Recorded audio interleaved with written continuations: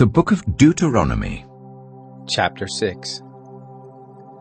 Now this is the commandment, the statutes and the ordinances, which the Lord your God commanded to teach you, that you might do them in the land where you go over to possess it, that you might fear the Lord your God, to keep all his statutes and his commandments, which I command you, you and your son, and your son's son, all the days of your life, and that your days may be prolonged.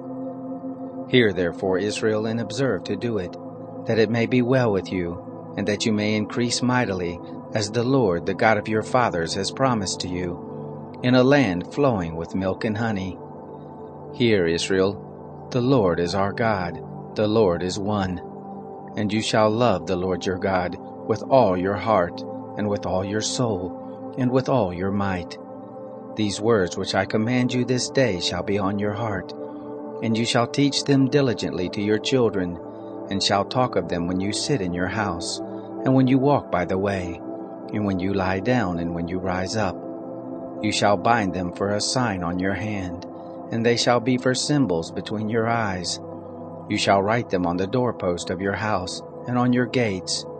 It shall be, when the Lord your God shall bring you into the land which he swore to your fathers, to Abraham, to Isaac, and to Jacob, to give you great and good cities which you didn't build, and houses full of good things which you didn't fill, and cisterns dug out which you didn't dig, vineyards and olive trees which you didn't plant, and you shall eat and be full. Then beware lest you forget the Lord, who brought you forth out of the land of Egypt, out of the house of bondage.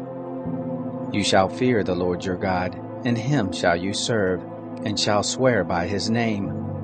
You shall not go after other gods, of the gods of the people who are round about you, for the Lord your God in the midst of you is a jealous God, lest the anger of the Lord your God be kindled against you, and he destroy you from off the face of the earth. You shall not tempt the Lord your God, as you tempted him in Massah. You shall diligently keep the commandments of the Lord your God, and his testimonies and his statutes which he has commanded you. You shall do that which is right and good in the sight of the Lord, that it may be well with you, and that you may go in and possess the good land which the Lord swore to your fathers, to thrust out all your enemies from before you, as the Lord has spoken. When your sons ask you in time to come, saying, What mean the testimonies and the statutes and the ordinances which the Lord our God has commanded you? Then you shall tell your son, We were Pharaoh's bondservants in Egypt, and the Lord brought us out of Egypt with a mighty hand. And the Lord showed signs and wonders, great and awesome, on Egypt, on Pharaoh, and on all his house before our eyes. And he brought us out from there, that he might bring us in, to give us the land which he swore to our fathers. The Lord commanded us to do all these statutes, to fear the Lord our God, for our good always, that he might preserve us alive as at this day.